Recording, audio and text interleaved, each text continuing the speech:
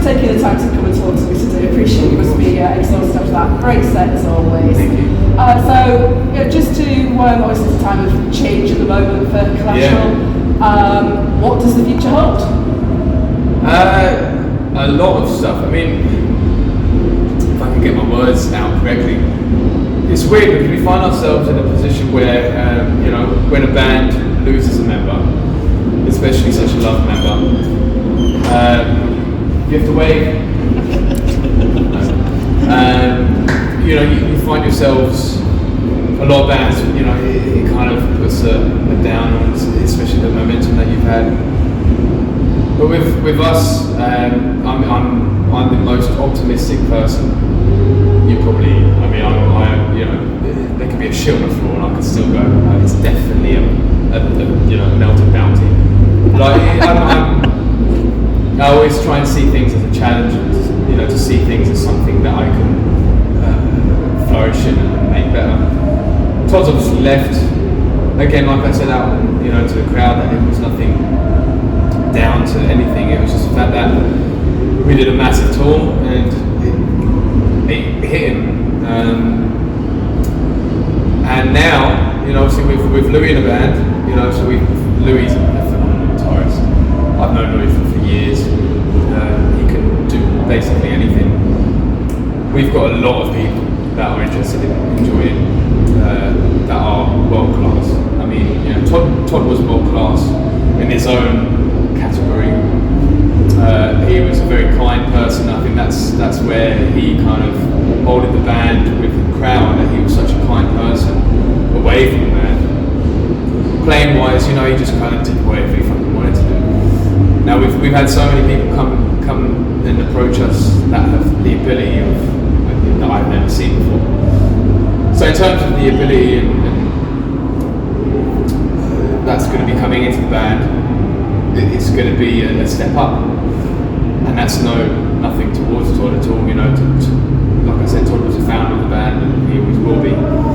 But in businesses, he always, and this is a business, and I have to see it as a business, as a businessman, is to try and progress it. And we've got people that can take this band, steps up in the music. And so in that respect, we've got some exciting things to show you on that front.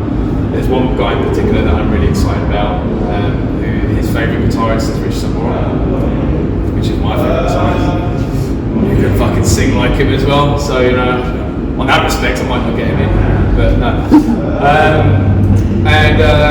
Currently as well, in the last few days we've been approached by a major record label who's given us a major record deal for their second album. Despite everything that's happened, they want to take us on and push us out as the next sort of White Snake and the modern era.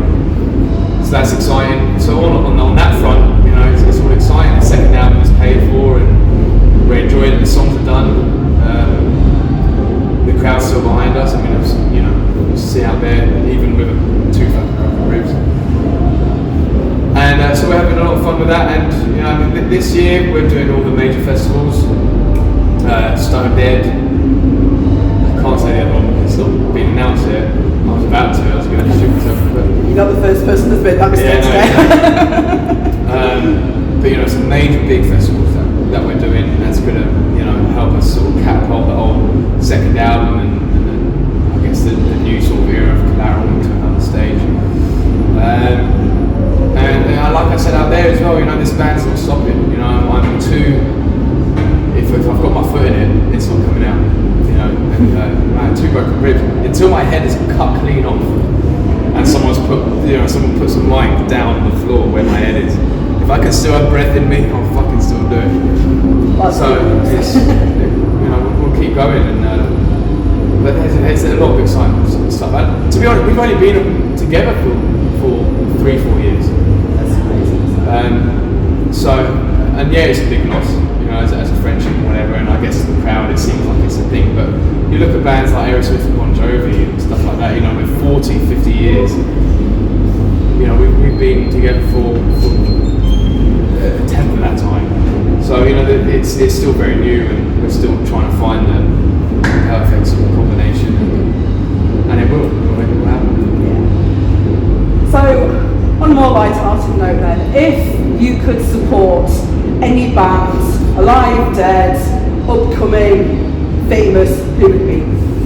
I already did, unfortunately. Well, we did Bon Jovi, which was my, when I first started, when I was like 11, I was like, oh, John Bon Jovi.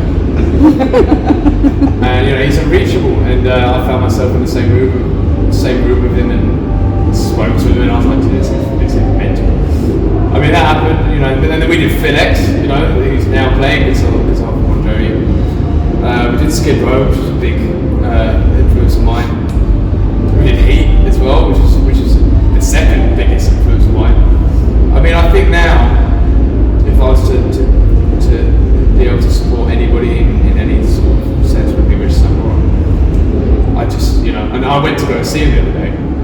He played with Little Church for Lord of Robbins. It's like a charity thing, and it was a big church, and it was hardly anybody there, and everybody that was there was like 90 plus, because it was like a carol service, and he came out and no one clapped, and I was there going, woo, Richie! And I like all about 50, 90 or so, like, and Rich Sambora was like, oh come on then, and I'm like, yeah, woo! And then I got told off, I think I got kicked out. But afterwards, I found a little passageway, behind the church, and he came out, and unfortunately, about 5 other people knew where I was going, and ruined it for me because they all ran towards him, and he came out, and he's like, "I'll get to everybody." What he did say, he went, "Back the fuck off." And me being a musician, I knew not to, smother him, so I stayed back. These other guys were smothering him, and he ran into his car. That was one time I could have met him, but that would be Rich Sambora for me. He's my hero, voice, guitar playing, and just his persona, his personality, and he's a beacon of how you should be, as a musician. So yeah, Rich Sambora would be. So, out of all your songs that you've done so far, what's your favourite lyric? Favourite lyric? Of the ones that have been released so far, woke up today feeling drunk, I think. Words to live by. Yeah, merry-go-round. Cool. What if you're an action figure? Yeah. What 2 accessories would you come with? High heels and an umbrella. Want to elaborate? Hey?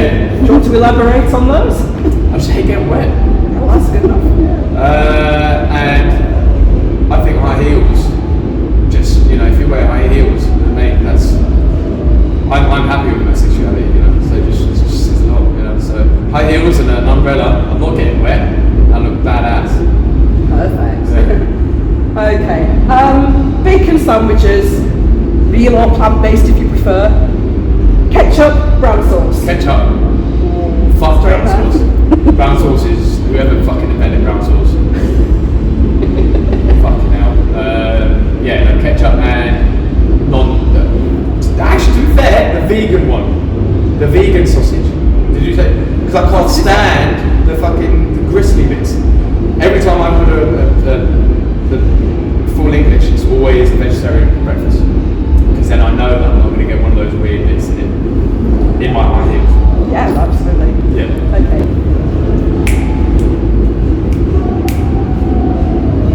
What one thing would you not eat before a gig? Or what one food, rather to see it? Jesus. I take after my son, really, who just fucking eats everything. So I don't know. There's a lot of people that would say, don't eat chocolates and cheese and stuff like that. And I've tried all of that stuff. At the end of the day, if I'm backstage in my dressing room and I'm hungry and I want some cheesy chips, it's like, fuck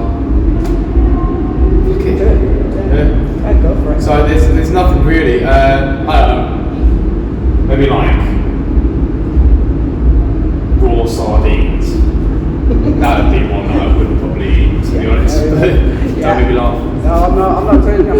Okay, actually, I just want to do one more very quick one, a bit more of a serious note.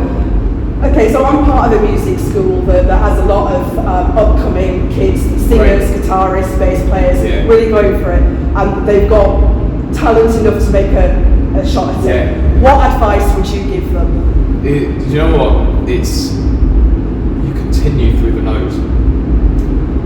Not nose, the nose. Just keep doing it. I mean, I've been doing this now. I went to college and did all the old theoretical stuff and learned how to do it. But at the end of the day, it's about getting out there and doing it on the front line. And that's how you learn how to do it. And it's about the consistency, and like I said, man, I mean, about 10, 12, 15 years. I started my first band when I was 11. I started learning guitar when I was 9. Got good enough when I was 11 to try it out, and that was it. I put all my, roulette chips on one number, and I said, that's it. I'm going to do that. And it doesn't take overnight. It takes a lot of time. It's all about the patience and learning your craft. And there'll be a lot of times where you kind of sit in your bedroom or wherever you are at in your life, and you go, is this worth it? You're not making enough money. You're struggling. Those are the times where they depict what you're going to do in the rest of your career, because you can either then sit down and go, right, it's not working out, I'm going to stop this and I'm going to get a 9 to 5, and then you kiss it goodbye. But if you just push through that next little mountain, then it happens. I remember when we were playing pubs and stuff for years and years, and we set up our own UK tours in pubs around the UK. You get back home, you'd be shattered, no money, and you get back home with your family and you go, is this worth it? Oh, just push on a little bit more. And then suddenly, you meet someone else, and then so you meet someone else, and then you meet someone else. To the point where I was at a HRH event actually, in 2018, a booking agent, and I spoke to him and he's like, I've got Skid Row on the books and stuff, and Collateral, kind of just getting out of the pub circuit, and I went, right. And I just shut it off. I went, you need Collateral. And the reason why you need Collateral is because we're the next fucking big thing. And I fucking sat down with him for an hour and I said, you're going to get us some books. And because of that, he went, right, okay, you know what, I trust you. And he'd heard us, he'd seen us there, and then suddenly we're supporting Skid Row in front of 3,000 people. And we're selling albums and getting top 5 in the charts, and all this happened.